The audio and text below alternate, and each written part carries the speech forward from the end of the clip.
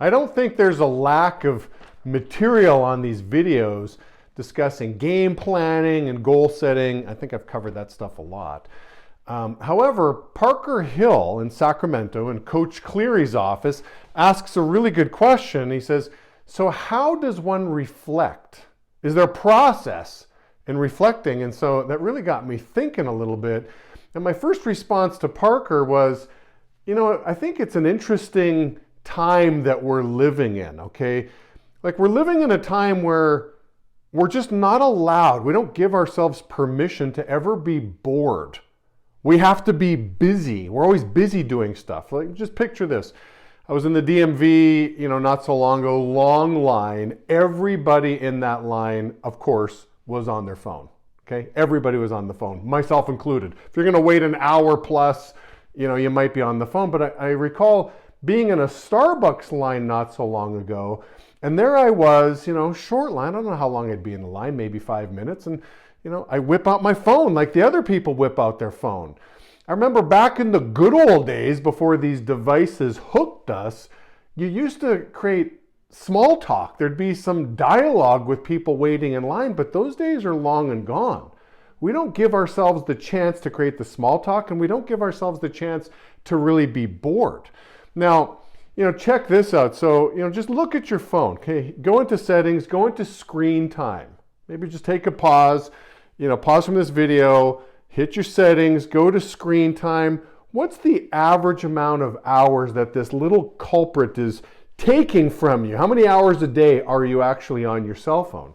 And so, I Googled it, average screen time. And so, all of these articles that I read said it's 6+ hours per day, okay, that the average person is on their cell phone. Basically, out of 24 hours in a day, a quarter of the day you're on your cell phone. And so this is from explodingtopics.com. It says the average, according to the latest available data, the average person spends 6 hours and 58 minutes per day on screens connected to the internet.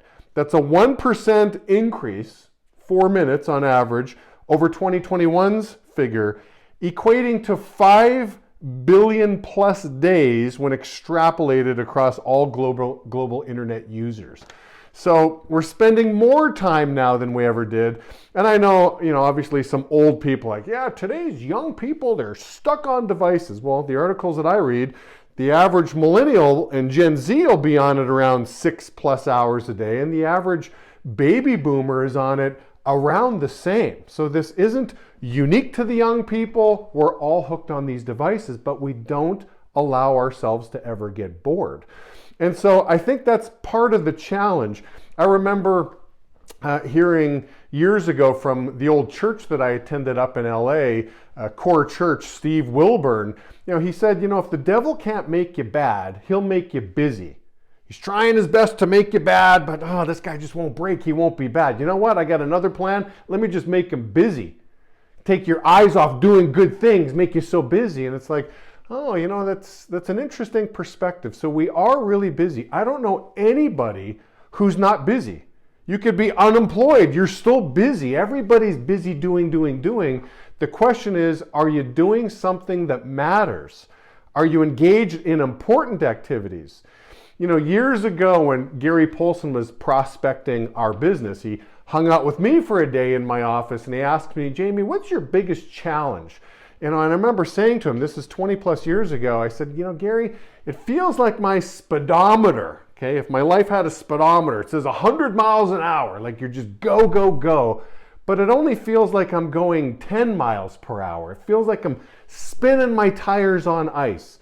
Long story short, I get involved in a time management seminar. And so part of the exercise that I had to do, I hired a consultant to really track my time. What am I doing with my time?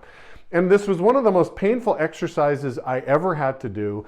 It's called the 6-minute tracker. All right, so for 2 weeks, okay, 14 days, 7 days a week, from the moment I woke up to the moment I went to bed, every 6 minutes, and I carried this thing around with me everywhere I went, I had to write down what I was doing. Like, again, painful process. Again, alarms going off every 6 minutes. What are you doing? What are you doing? What are you doing? What are you doing? And so I'm writing it down, I'm in the bathroom. 6 minutes later, I'm still in the bathroom.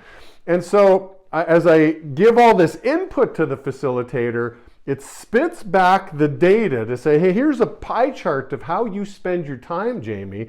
And again, long story short, try to make this shorter. 55% of my waking hours were spent doing unimportant activities.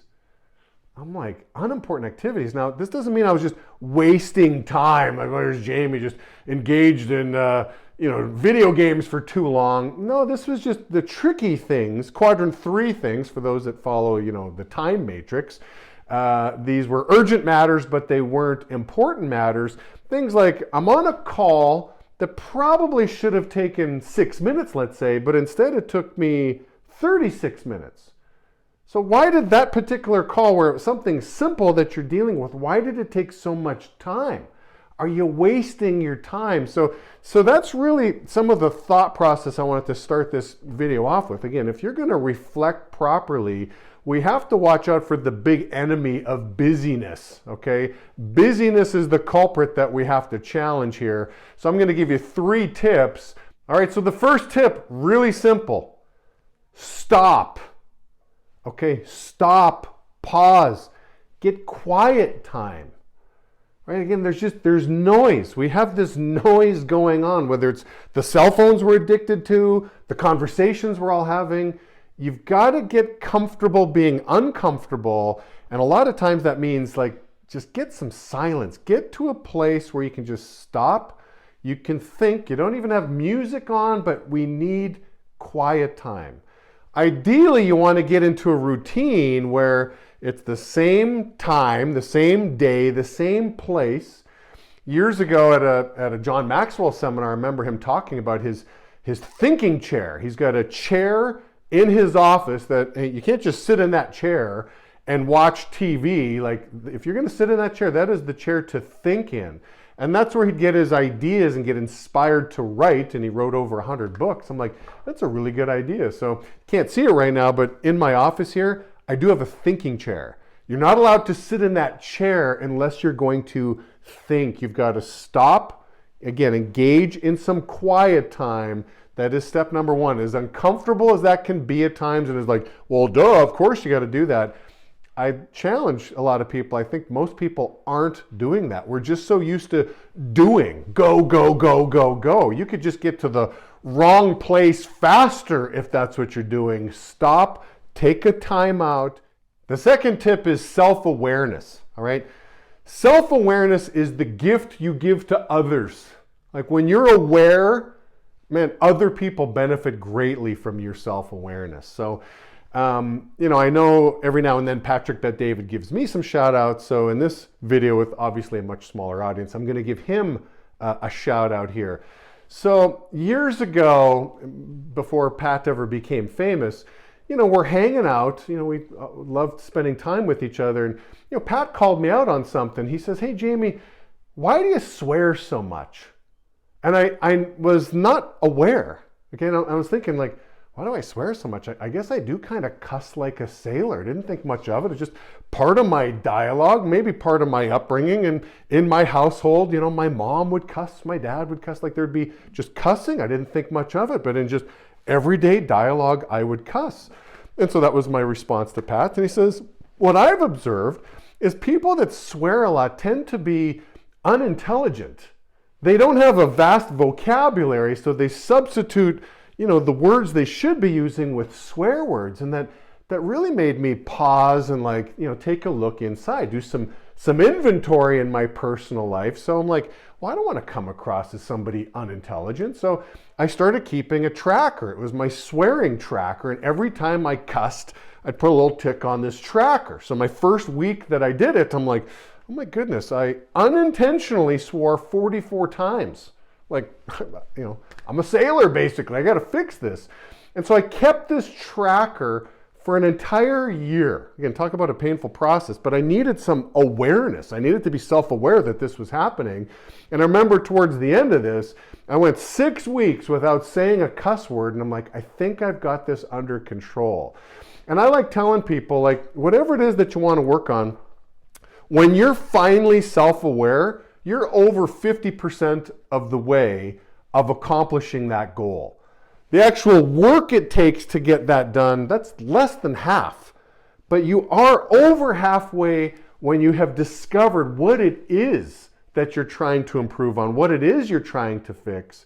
And so again, in your moment of reflection, or again, in the process of reflection, again, find that quiet time and really get some awareness. Can you become self-aware so you can give that gift to other people in the world of improvement? And the last tip I have for you is really surround yourself with trusted leaders, trusted mentors. As I call it, your wise counsel or your board of directors. Just like with Pat, and he observed and, did a call out like, hey, Jamie, why do you swear so much? And you have people that you can go to and you can ask them, hey, from your standpoint, okay, I trust you, you're my mentor, you're my coach. What do you think that I can do to improve? Okay, that will help you really in your self-awareness. But it also gives you, their perspective, how they're looking at you.